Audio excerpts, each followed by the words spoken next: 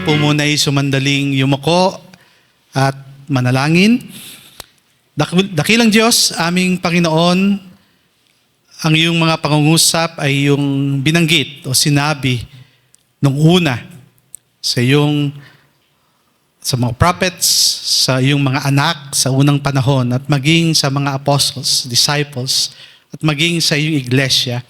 At ngayon sa hapong ito muli ay aming sasariwain ng mismong mga salita mo na naipahayag ng una. Panginoon, gabayan kami na ang mismong bisa ng mga salitang ito ay manatili sa amin ngayong hapon. At ingatan mo, maging kalugod-lugod nawa ang salita ng aking bibig at ang pagbubulay-bulay ng aming puso sa iyong paningin. O Panginoon, ang aming malaking bato at aming manunubos. Amen. Magandang hapon muli sa ating lahat at karangalan muli na makatayo sa inyong harapan after 2 weeks upang magbahagi ng salita ng ating Panginoon. Mga kapatid, kay Kristo Jesus na ating Diyos at ating Panginoon, ang Lord's Day 24 po ay napakalapit doon sa nauna nating napag-aralang Lord's Day 23. Para nga silang part 1 and part 2 kung ating titignan. Makikita natin ang pagpapatuloy ng mga katanungan patungkol sa pagiging tama o yung pagiging matuwid sa harapan ng Diyos. Maraming mga katanungan din dito ang atin pong mariing nagpapahayag na si Kristo ay ang ating katuwiran. Hindi po yung katuwiran na reasoning, kundi katuwiran or righteousness sa harapan ng Diyos. At ang katuwirang ito ay matatanggap lamang sa pamamagitan ng pananampalataya. So yun po ang buod noong dalawang Lord's Day question and answer na ito. Ang mga katanungang may kinalaman sa ating mapubuting gawa at kung papaano ito maaaring mag-ambag naman sa ating mga katuwiran sa harapan ng Diyos. Pero minsan po, di ba, kung tutuusin, hindi naman natin kaya na gumawa ng mabuti na sapat para tayo ay maging matuwid, hindi po ba? Hindi ba't ang katuruan na ang katuwiran ni Kristo lamang ang ating katuwiran, minsan po ay nagbubukas sa tao upang siya ay maging relax, upang siya ay magpabaya o maging careless sa kanyang pananampalataya. Dahil wala nang pagkakaiba o wala nang pagbabago daw kung gagawa ka pa ng mabuti. Kasi nga, dahil si Kristo nga lamang ang nag-iisang righteous. Hindi po ba? Madaming mga katanungan po. Gaya ng aking sinabi, ang maaaring tanong ng bawat isa sa atin ay halos pareho noong mga bagay na ito na aking binanggit kanina. Subalit, ngayong hapon po, dapat nating alalahanin ang ating mga sarili sa mga tanong na ito. At atin pong gagawin yan. Gaya ng nabanggit sa morning service natin, ang daming katanungan at dito po halos marami ding mga katanungan.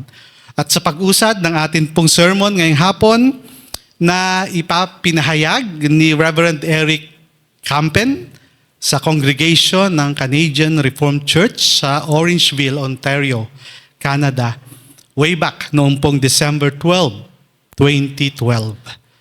12. At sa tulong din po ng Belgic Confession Article 24.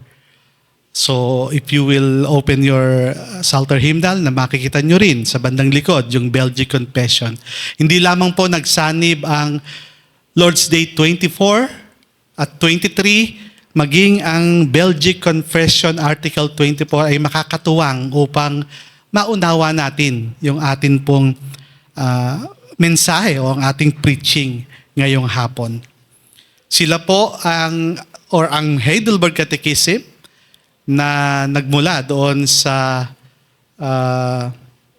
Netherlands. At ang Belgic Confession na nagmula naman doon sa Belgium, na halos ang pagitan nila ay 2 taon, ay nagkaisa sa isang paniniwala sa article na kanilang binanggit.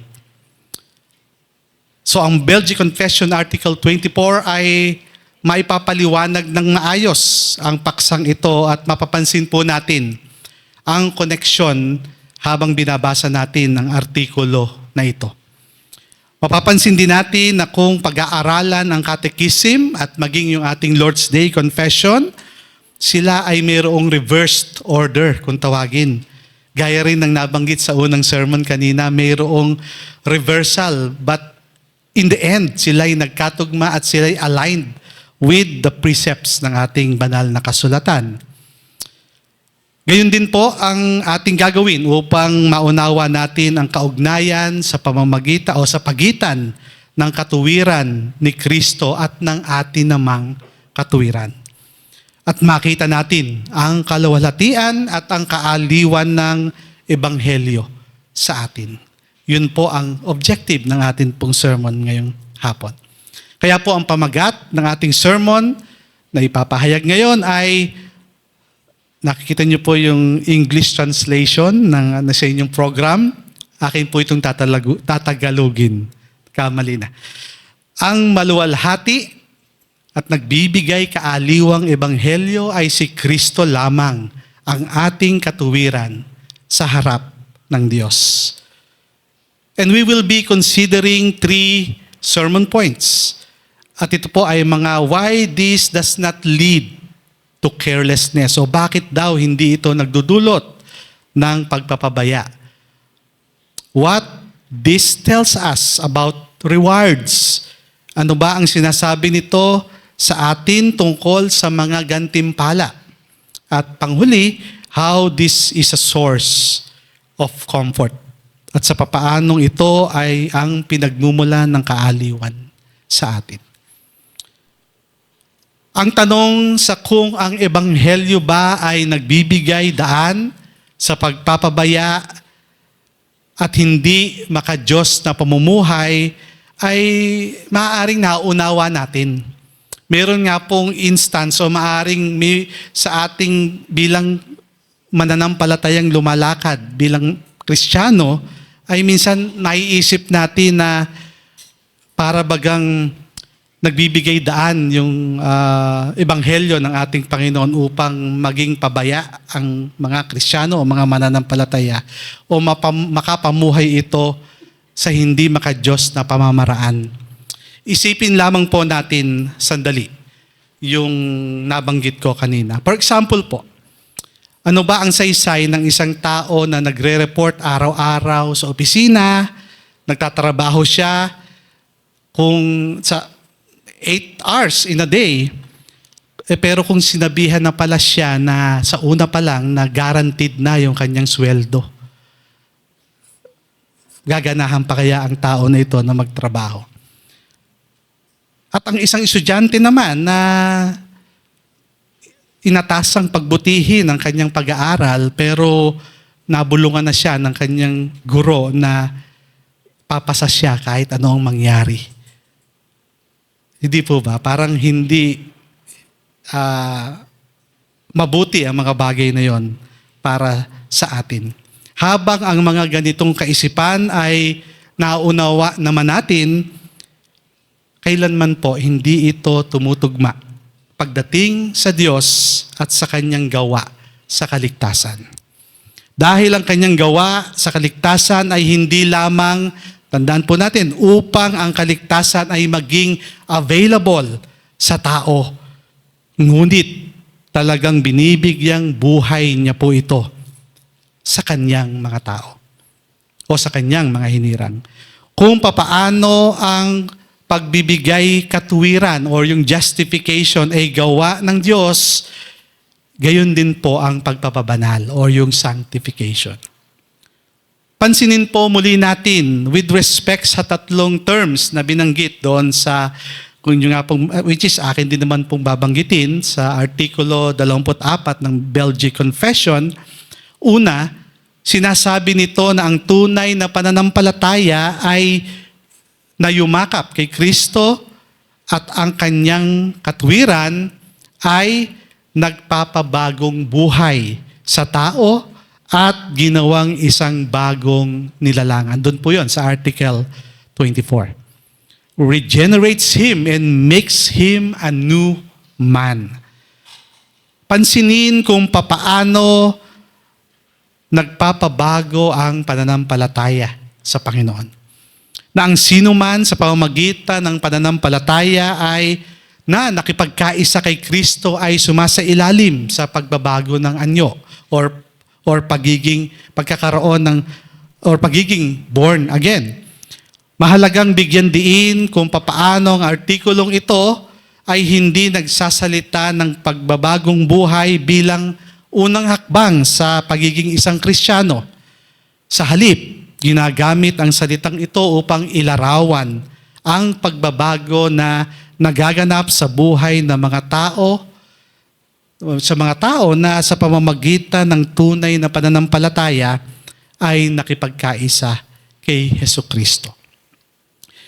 We find a similar idea when we hear the articles speak of faith-inducing man to apply himself to those works which God has commanded in His work.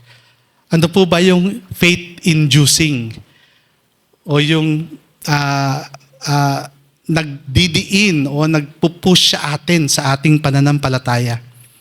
Bigyan natin po ng isang pagpapaliwanag or ng example. Remember, sino po yung ating mga parent dito na mga kababaihan na nanganganak?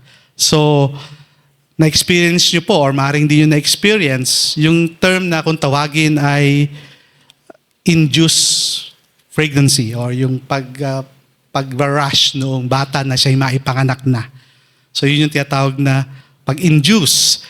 Sometimes a doctor have to do something artificially or naturally to help the process of having a baby get started o na maipanganak siya.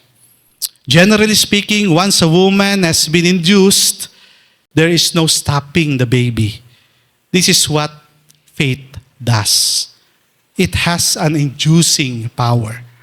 When there is true faith, mga kapatid, you can't stop the change from godliness o from godlessness into godliness. Sabi nga po doon sa confession, therefore, it is impossible that this holy faith can be unfruitful in man. At sa ikatlong expression din po, makita natin yung katagang proceeding from the good root of faith. Nakita rin po natin dito how works are the fruit and faith is the root. So kung papaano raw yung mga gawa ay siyang resulta o bunga at yung pananampalataya ang siyang ugat o yung pinagmulan. Kaya po mga kapatid, titignan din natin ang ilang mga teksto na kung saan ay mahaharap sa atin ang katotohanan ng makapangyarihang dulot ng pananampalataya sa buhay ng mga anak ng Diyos. What a better explanation to tell is, of course, yung Word of God. Halimbawa po ay doon sa Juan 1:12 hanggang 13 na sinasabi, subalit ang lahat ng tumanggap sa Kanya na sumasampalataya sa Kanyang pangalan, ay Kanyang pinagkalooban sila ng karapatan na maging anak ng Diyos. Na ipinanganak hindi sa dugo o sa kalooban ng laman, kung hindi, sa kalooban ng tao kung hindi ng Diyos. Ang mga salitang ito ay tumutuon doon sa tinatawag na regenerating, inducing, fruit-producing result of faith. Makikita din po natin doon sa Efeso 2:5. Ang sabi po din dito, maging noong tayo'y mga patay sa pamamagitan ng ating mga pagsuway, binuhay niya tayo kay Kristo. Sa pamamagitan ng biyaya, kayo'y naligtas. At doon din sa talatang 10, sapagkat tayo'y kanyang pinakamahusay na gawa na nilalang kay Kristo Jesus para sa mabubuting gawa, na inihanda ng Diyos ng una pa upang siya ay sa nating lakaran. At ganun din, dinadala rin po tayo doon sa passage gaya ng doon sa Roma 6:4-6. Kaya tayo ay inilibing na kasama niya sa pamamagitan ng bautismo tungo sa kamatayan, na kung papaanong si Kristo ay muling nabuhay mula sa mga patay sa pamamagitan ng kaluwalhatian ng Ama, gayon din naman tayong makakalakad sa panibagong buhay. Sapagkat kung tayo'y naging kasama niya na katulad ng kanyang kamatayan, ay magkakagayon din naman tayo ay kanyang muling pagkabuhay. Nalalaman natin na ang ating dating pagkatao ay kasama niyang ipinako sa krus upang ang katawang makasalanan ay mawala ng bisa at upang tayo'y hindi na magpaalipin pa sa kasalanan. Napakarami pong verse na atin pong magiging justification sa ating pananampalataya. At doon sa Juan 15:5, ang sabi po, ako ang puno ng ubas, kayo ang mga sanga. Ang nananatili sa akin at ako ay sa kanya, ay siyang magbubunga ng marami. Sapagkat kung kayo'y hiwalay sa akin, ay wala kayong magagawa. At huwag po din nating kalimutan ang mga sulat ni Santiago o ni James. Ang aking pong anak ay nagtataka ano bang Ingles ng Santiago. Sabi ko ay James or vice versa. So now she knows. Nagbigay din ng diin patungkol sa pananampalataya na walang gawa ay patay. Faith is shown by its works. Dito sa ating pinag-aaralan, makikita din natin ang kalikasan ng gawaing pagdiligtas ng Diyos. Ang Panginoong Yesus ay naparito upang iligtas ang kanyang bayan mula sa kasalanan, na ang pagtubos na ito ay hindi upang sila ay magkasala pang muli, ngunit upang sila ay magsimulang mamuhay ng matuwid. Sa katunayan, ang mga totoong nananampalataya lamang sa katuwiran ni Kristo ang tunay na magsisimulang mamuhay ng matuwid dahil sa pag-ibig.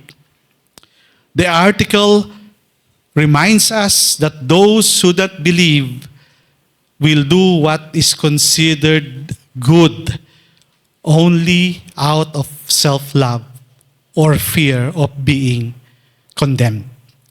Na dahil natatakot lamang sila na sila ay parusahan. Kung wala ang Diyos sa buhay ng isang tao, kailangang mayroong isang uri ng pagbabanta o isang uri ng gantimpala upang mahikayat ang mga tao na gumawa ng mabuti. At ang mga tao ay gagawa lamang ng mabuti hanggat ito daw ay nakapagsisilbi sa kanilang sariling interest. Kung walang pananampalataya, mga kapatid, imposibleng malugod ang Diyos. Dahil sa pananampalataya lamang magmumula ang pagsunod sa pagmamahal sa Diyos at maging doon po sa ating kapwa. Kung gayon, ang simulang nag-iisip ang ebanghelyo ng biyaya. Ang pagiging matuwid sa harapan ng Diyos sa pamamagitan lamang ng pananampalataya kay Kristo. Kung sino raw ang mga nag-iisip na ang pagiging matuwid sa harapan ng Diyos sa pamamagitan lamang ng pananampalataya kay Kristo ay hahantong sa carelessness o sa pagpapabaya. Sila yung mga hindi nauunawaan ng layunin ng gawaing pagtubos ni Kristo at ng kapangyarihan ng gawa ng Diyos. Anyone who therefore thinks that the gospel of grace, of being righteous before God only by faith in Christ will lead to carelessness. Ang sabi ay hindi ito nakauunawa ng tunay na layunin ng pagtubos ni Kristo at ng kanyang kalakasan at kapangyarihan sa kanyang mga gawa. Sa isang malinaw na pahayag, mga kapatid, ang gawain ng Diyos ay mabisa. Ito ay magbubunga ng kanais-nais na bunga. At yan ang maluwalhating katangian ng kanyang gawain o yung works of God.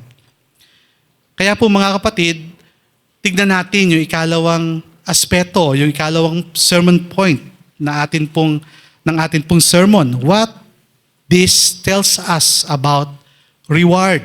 Ano po ba ang ibig sabihin nito sa atin tungkol sa mga gantimpala? Sa second chapter ng Belgic Confession, makita po natin yung portion about rewards or yung gantimpala. Ibaling naman po natin ang ating atensyon sa ikalawang tanong. Ang gitna sa parehong Belgic Confession at Catechism. Ito ay may kinalaman sa tanong about gantimpala. Even dun sa Lord's Day 24, question 63. Hindi po natin maaring baliwalain ang tungkol sa mga gantimpala dahil may ilang mga passages naman na tumutukoy patungkol dito.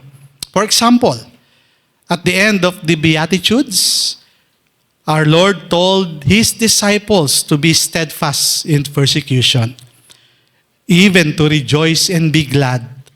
Dahil ang sabi, because great is your reward in heaven.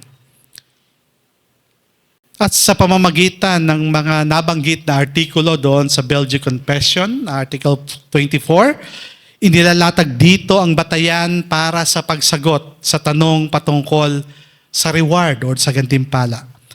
Ang Article 24 ay nagpapaalala sa atin kung papaano nauna ang biyaya ng Diyos na nagre-resulta ng mabubuting gawa. Ito po ay tinukoy din sa Philippians chapter 2 tungkol sa kung papaano kumikilos ang Diyos sa atin, sa kalooban at paggawa. And how about God is at work in us to will and to work. We can also think of the parables of the talent. Yan po yung ilan sa mga examples ng banal na kasulatan. The Lord is the giver of the gifts and the ability to use those gifts. Further, there is a point made at the end of the previous paragraph that in essence, the work we do are done after we are justified. Maaari nating sabihin na ang mga taong inaring ganap lamang ang siyang gumagawa ng kung ano ang nakalulugod sa paningin ng Diyos. There is nothing to contribute to our salvation anymore, for it is completed in Christ. Ginanap na po ito ng Panginoong Hesukristo. What are we to make of the whole matter of reward then? Ang Catechism ay nagsasabi din that this reward is out of grace. Meaning, He doesn't have to give it to us, pero Kanya po itong binigay sa atin. The Belgic Confession speaks of the rewards as God crowning His own gifts. Ang merit po nito ay hindi sa kung ano ang gagawin natin, bagkus doon lamang sa mga ginawa ni Kristo. Baka pag-isip-isip po tayo minsan sa ating mga sarili at halimbawa, mayroong talinghaga ang mga talents. Ito po yung talents, meaning ito po yung form of money in biblical times, kung saan mayroong iba't ibang laki ng mga gantimpala. O maaari nating isipin ang isinulat ni Pablo, maging doon sa 1 Corinthians 3, tungkol sa paraan ng ating mga gawa ay susubok sa pamamagitan ng apoy. Sa kabilang banda, meron din pong talinghaga ang mga manggagawa na lahat ay nagsisimula sa iba't ibang oras ng araw. At ang mga tao daw na nagtatrabaho sa buong araw ay tumatanggap ng kaparehong sweldo ng isang nagtatrabaho lamang ng isang oras. Ang banal na kasulatan po ay hindi nagbibigay ng mahabang pagpapaliwanag tungkol dito sa mga parables na ito. Subalit malinaw na sinasabi na sa atin nagagantimpalaan ng Panginoon ang ating mga gawain na ginawa natin dahil meron tayong pananampalataya sa Kanya. It is out of faith. Hindi po dahil doon sa merit na maaari nating matanggap. Kaya po ang sagot doon sa mga bakit ang nagtrabaho ng 8 oras ay halos pareho lang doon sa isa, ito po ay pagpapaliwanag na ang tao na gumagawa ng may pananampalataya kahit kaunting panahon lamang ay pinagpapala ng ating Panginoon. More to the point, however, that in faith, our motivation is not the reward, but love. Doing what our God and Savior asks us to do. In this respect, mga kapatid, we can think of children who love their parents and do things for them without even being asked. All they need to hear from mom and dad is, "Well done, my son or my daughter." At sa kabuuan nito, mga kapatid, habang ang mundo ay maaaring umiral sa sistema ng gantimpala o yung tinatawag na reward system, na sinusubukang hikayatin na magtrabahong mabuti, ng mabilis at magtrabaho ng mahabang oras ang isang tao o makahanap ng malalaking mga bonuses, ang mga anak ng Diyos ay kabaliktaran. Sila ay gumagawa naman sa sistema ng pag-ibig. God's children function on the love system. Ika nga. Hindi po natin sinasabi na huwag tayong maging hard worker or maging diligent sa ating mga trabaho, subalit marapat na ang ating gagawin or ating gawain ay ang makapagbibigay kaluguran lamang sa ating Diyos sa pananampalataya at sa pag-ibig. Naayon din kay Kristo na ating Panginoon. Ang mga gawa ay ginagawa ng mga mapagpasalamat dahil natanggap nila ang katuwiran ni Kristo bilang kanila ding katuwiran. At yan po ang gantimpala ng Diyos. Ngunit ang gayong gantimpala ay tiyak na walang kinalaman sa ating katuwiran, kung saan tayo ay makakatakas sa Kanyang galit. At yan ang hinahanap ng ating Panginoong Hesukristo. Yan po ang hinarap, brother, ng ating Panginoong Hesukristo. Katuwiran po ng Panginoon yon o yung righteousness yon ng ating Panginoon dahil sa Kanyang mga gawa lamang. At panghuli, mga kapatid, sa pangatlong sermon point, how this is a source of comfort sa atin. Papaanong ito ay ang pinagmumulan ng kaaliwan para sa atin. At sa panghuling sermon, mga kapatid, sa panghuling sermon point, kung saan isasaalang-alang natin kung papaanong si Kristo lamang ang ating katuwiran. At ito ay pagmumulan ng ating kaaliwan. Tunay po na tayo ay in-encourage na talagang dapat tayong magpasalamat na si Kristo lamang yung ating righteousness o yung ating katuwiran. Sapagkat kung papaano kung ang ating kaligtasan ay parang isang tinatawag na group project lang, maraming involved para tayo ay maligtas. Na si Kristo ay nagtayo ng isang bahagi at tayo ay nagtayo rin ng ibang bahagi para tayo ay maging matuwid sa harap ng Diyos. Dapat tayong mangamba kapag ganito ang nangyari sa atin. Maliban lang kung tayo ay may napakahabang pananaw patungkol sa Diyos at napakataas naman ng ating paningin sa ating mga sarili. Hindi tayo matatakot kahit pa sabihin natin na tayo ay maliligtas sa pamamagitan ng ating mga gawa. Kung tayo naman ay may mataas na pagtingin sa ating mga sarili or rather hindi natin kilala kung sino ang ating Panginoon, palagay ko hindi tayo matatakot doon o hindi sila matatakot doon. Pero dapat po nating katakutan kapag mayroon tayong tinatawag na pagiging co-savior or bukod sa Diyos ay meron pang isang paraan para tayo maligtas. Ito yung ating mga sarili. Doon po tayo marapat na matakot dahil hindi yon ang tinuturo sa atin ng banal na kasulatan.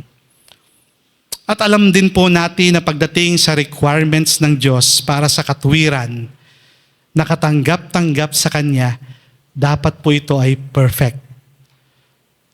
If we only break one command, we break the whole law, sabi nga.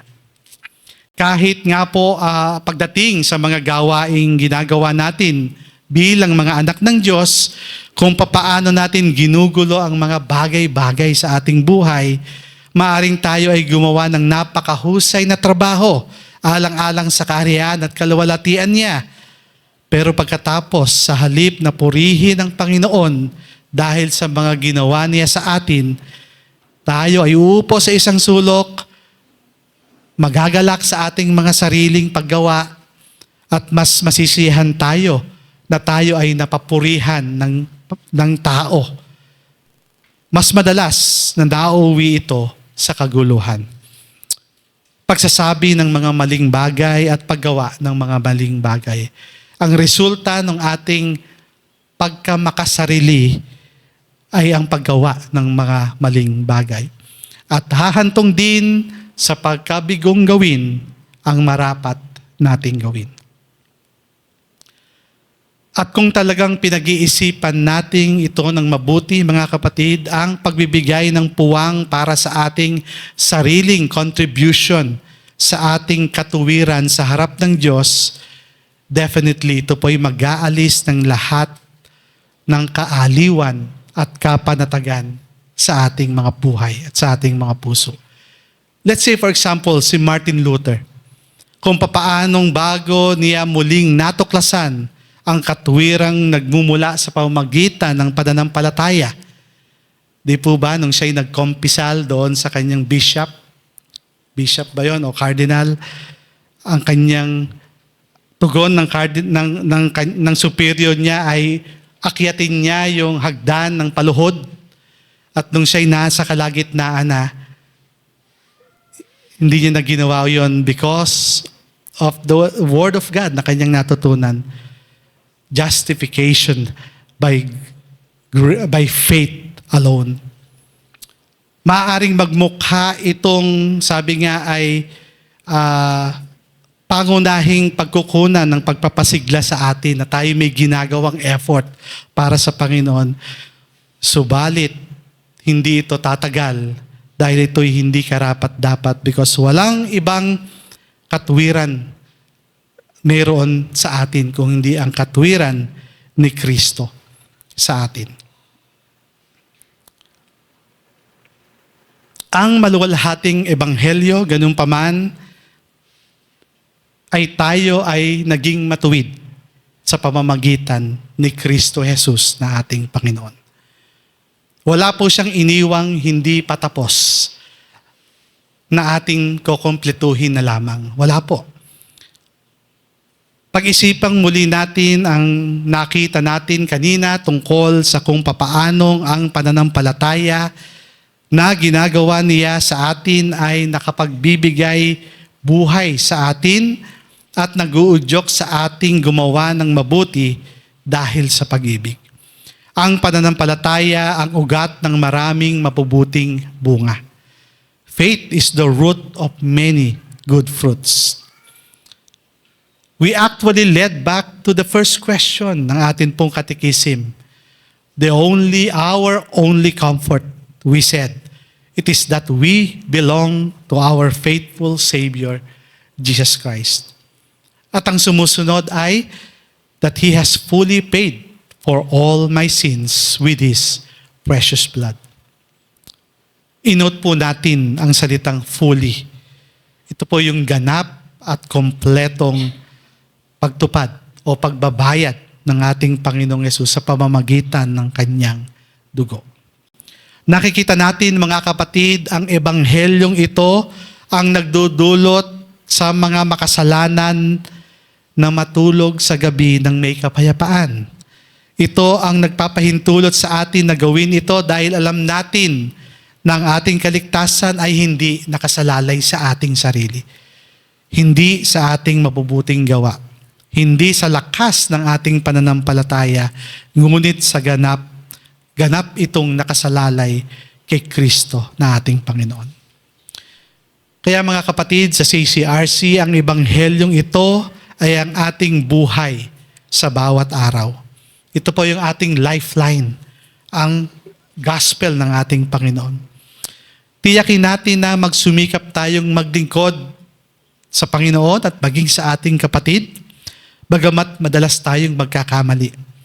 Ang kamanghamangang mensahe ng Ebanghelyo ay mayroong tayong Hesukristo na maaari nating ipamanhik na ang Kanyang katuwiran ay ariin natin bilang ating katuwiran na nag-aalis ng pagdududa.